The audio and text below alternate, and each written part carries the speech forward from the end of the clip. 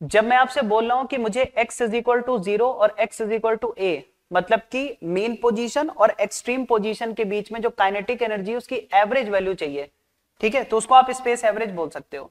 अब बताओ किसी का भी एवरेज फाइंड करना हो क्या तरीका है, काइनेटिक एनर्जी की एवरेज वैल्यू चाहिए, तो काइनेटिक एनर्जी को आप इंटीग्रेट कर दो x के रिस्पेक्ट में, क्योंकि मुझे स्पेस एवरेज चाहिए, और नीचे उस इंटरवल से डिवाइड कर दो जिस इंटरवल में फाइंड कर रहे हो। तो बताओ 0 और a के बीच का इंटरवल कितना हो गया, a।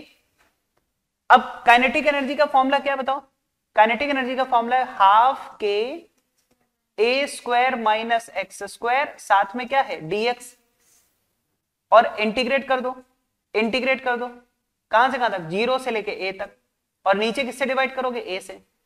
अब आप बताओ ये 1/2 के, ये तो दिख ही रहा है, ठीक है, नीचे a से डिवाइड करना है वो भी कर देंगे। अब आप मुझे ये बताओ a स्क्वायर, ये तो बाहर आ जाएगा, और 1 का इंटीग्रेशन हो जाएगा x, लिमिट लगाओगे तो a आएगा, मतलब a स्क्वायर तो है, साथ में यहां पर आ गया a, फिर माइनस। अब आप बताओ ये x स्क्वायर है, इसका इंटीग्रेशन x³/3, मतलब ये आ जाएगा a³/3, यही तो आएगा। अब बताओ ये एक a से a कैंसिल और केवल a स्क्वायर बचा, और 1 - 1/3 2/3। देखो a स्क्वायर तो यहां से बाहर किया हमने, और फिर बचा 1 का इंटीग्रेशन, और 1 का इंटीग्रेशन आएगा x, और x में लिमिट लगाओगे तो a - 0, मतलब a, और a into a square a³, ठीक है। तो अब देखो ये आ गया 2/3, कितना आ गया 2/3 टाइम्स हाफ के ए स्क्वायर, 2/3 टाइम्स हाफ के ए स्क्वायर। मैं इसलिए जानबूझ के ऐसा लिख रहा हूं, ये 2/3 क्या है, 2/3 ऑफ हाफ के स्क्वायर। सोचो पहले 1/2 के स्क्वायर क्या होता है, हाफ के स्क्वायर क्या होता है, हाफ के स्क्वायर होता है काइनेटिक एनर्जी की मैक्सिमम वैल्यू। तो काइनेटिक एनर्जी की मैक्सिमम वैल्यू का 2/3 है एवरेज काइनेटिक एनर्जी। लेकिन ध्यान रखना ये टाइम एवरेज नहीं है, ये स्पेस एवरेज है।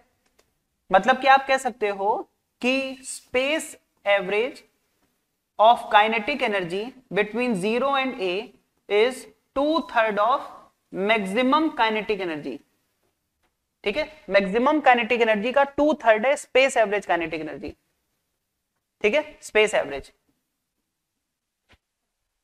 ठीक, वेरी गुड।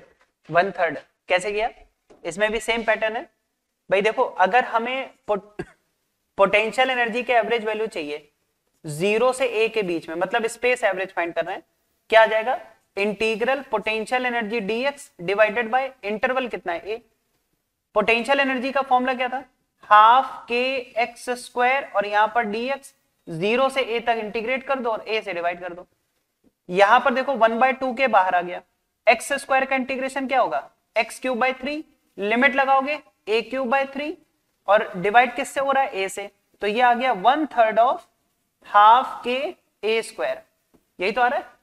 वैसे हाफ के स्क्वायर टोटल एनर्जी भी तो है, हाफ के स्क्वायर टोटल एनर्जी भी है, तो आप इसको ऐसे भी बोल सकते हो, पोटेंशियल एनर्जी की एवरेज वैल्यू 0 और a के बीच में कितनी आ रही, 1/3 ऑफ टोटल एनर्जी।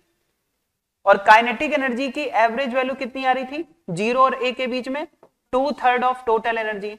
सोचो अगर मैं दोनों को ऐड कर दूं तो क्या मिलेगा, 1 मिल जाएगा, मतलब E आ जाएगा।